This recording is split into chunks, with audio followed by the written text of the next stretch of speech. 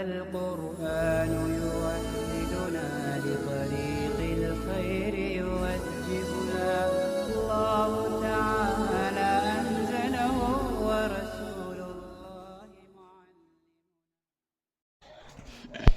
بسم اللہ الرحمن الرحیم. گفتار اندر نواختن یتیمہ و رحمت برحال عیشا. گفتار کے معنی آتے ہیں بات چیت، گفتگو، اور نواختن یہ مصدر ہے، اس کے معنی آتے ہیں نوازنا. یتیم کی جمع یتیمہ. یتیم کہتے ہیں وہ نابالغ بچہ جس کا والد فوت ہو گیا ہو.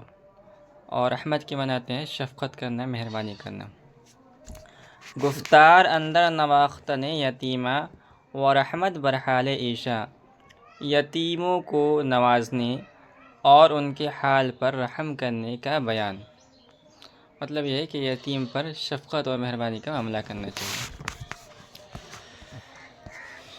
پدر مردہ رایا سر بر سر فغن، گبارش ویفشا و خاکش بکن. کہہ رہے پدر مردہ، پدر کے معنی باپ اور مردہ کے معنی مرا ہوا. پدر مردہ را جس کا باپ مر گیا ہو یعنی یتیم. پدر مردہ را سایہ بر سر فگن، جس کا باپ مر گیا ہو اس کے سر پر سایہ ڈال. گبارش ویفشا و خاکش بکن، یہ غبار کے معنی آتے ہیں گرد و غبار، اور یفشا کے معنی جھاڑنا، خاک کے معنی مٹی، اور بکن یہ فعل امر ہے. اس کے معنی اصل آتے ہیں کھودنا، یہاں مراد ہے نکالنا. گبارش ویفشا و خاکش بکن، اس کا غبار جھاڑ اور اس کا کانٹا نکال. تو پورے شعر کا ترجمہ ہوگا پدر مردہ را سایہ بر سر فگن، جس کا باپ مر گیا ہو اس کے سر پر سایہ ڈال. گبارش ویفشا و خاکش بکن، اس کا غبار جھاڑ اور اس کا کانٹا نکال. مطلب ہے کہ یتیم کے ساتھ خیر خواہی کا معاملہ کرنا چاہیے. ندانی چے بودش فروماند سخت، بود تازہ بے بیخ ہرگز درخت. فروماندہ اس کے معنی آتے ہیں عاجز، اور بیخ کے معنی آتے ہیں جڑ. بے بیخ کا ترجمہ ہوگا بغیر جڑ کا. کہہ رہے ندانی چے بودش، تجھے کیا خبر کہ اس کو کیا ہوا. فرومان سخت بود، وہ سخت عاجز ہو گیا ہے.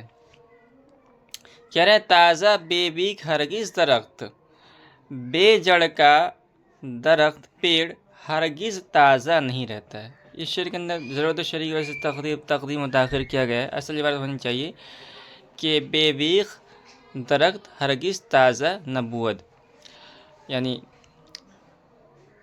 جس پیڑ کے جڑ کو کاٹ دیا گیا ہو وہ سوکھ جاتا ہے. اسی طرح یتیم جو ہوتا ہے جس کے والد فوت ہو گیا وہ بھی بے جڑ ہو جاتا ہے. اس لیے اس پر افسوس اور مصیبت کے پہاڑ ٹوٹ پڑتے ہیں. تو اس کی کیا کیفیت ہے وہ ہم اندازہ نہیں لگا سکتے ہیں. ندانی چے بودش فرومان سخت، کیا تو نہیں جانتا کہ اس کو کیا ہوا. فرومان سخت، وہ سخت عاجز. فرومان سخت بود، وہ سخت عاجز ہو گیا ہے. تازہ بے بیک ہرگز درخت، بے جڑ کا درخت ہرگز تازہ نہیں رہتا. کہہ رہا چوبینی یتیم سر افگند پیش، مدہ بوسا بر روئے فرزند خیش. افغندن سے افغندہ، اور اس کے معنی آتے ہیں ڈالنا، اور مدہ فعل نہیں ہے. بوسا کے معنی آتے ہیں چومنا، اور روح کے معنی چہرہ. فرزند کے معنی آتے ہیں لڑکا. فرزند خیش اپنا لڑکا. چوبینی یتیم سر افغند پیش، کہہ رہا جب تو کسی یتیم کو سر ڈالے دیکھے. میرا بوسہ پر روئے فرزند خیش، تو اپنے بچے کے چہرے پر بوسہ نہ دے. اگر کوئی یتیم ہے اور وہ غم کی کیفیت میں بیٹھا ہوا ہے تو اس کے سامنے اپنے بچے کو پیار نہیں کرنا چاہیے. کیونکہ جب وہ دیکھے گا تو اسے افسوس ہوگا کہ میرا باپ نہیں ہے، اس کا باپ ہے، اس کا باپ اس کے ساتھ پیار کر رہا ہے، میرا باپ نہیں. اسے افسوس ہوگا، اسے اپنے والد کی یاد آ جائے گی، اور اس پر کیا گزرے گا وہ اس کا اندازہ نہیں لگا سکتے ہیں. یتیم ار بگرید کے نازش خرد، و اگر خشم گیرت کی بارش برد. یہ گریستن مصدر ہے، اس سے ہے بگریت، رونے کے معنی میں، اور ناز کے معنی آتے ہیں ناز کے، اور خشم کے معنی آتے ہیں غصہ کے، اور بار کے معنی آتے ہیں بوجھ۔ کہہ رہے یتیم ار بگریت کے نازش خود، یتیم اگر روتا ہے تو اس کا ناز کون اٹھاتا ہے؟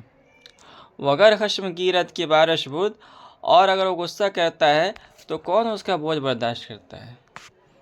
تو اصل جو ہے باپ ہی ہوتا ہے جو اپنے بچے کے لاڈ اور پیار کو اٹھاتا ہے اور اس کے غصے کو برداشت کرتا ہے، اور یتیم کا چونکہ والد صاحب نہیں ہوتے، باپ نہیں ہوتا، اس لیے وہ قابل رحم ہوتا ہے۔ کہہ رہے اعلیٰ تا نگریت کے عرش عظیم بلرزد ہمیں چو بگریت یتیم۔ اعلیٰ یہ حرف تنبیہ ہے، عربی زبان کا لفظ ہے، فارسی کے اندر مستعمل ہوتا ہے، خبردار کے معنی میں ہوتا ہے۔ اور عرش عظیم یعنی اللہ کا عرش، لرزیدن سے لرزد ہے کانپنا۔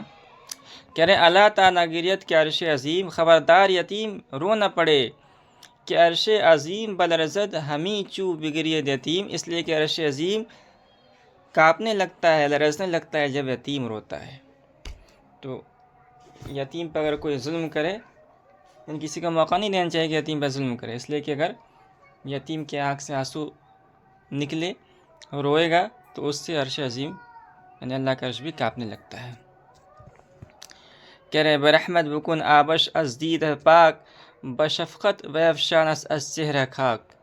کہہ رہے شفقت کے ساتھ اس کے آنکھ سے آنسو پوچھ دے، برحمت بکن آبش از دید پاک، شفقت کے ساتھ، مہربانی کے ساتھ اس کی آنکھ سے آنسو پوچھ دے، بشفقت ویفشان از چہرہ خاک، اور مہربانی سے اس کے چہرے کے گرد و غبار کو صاف کر دے۔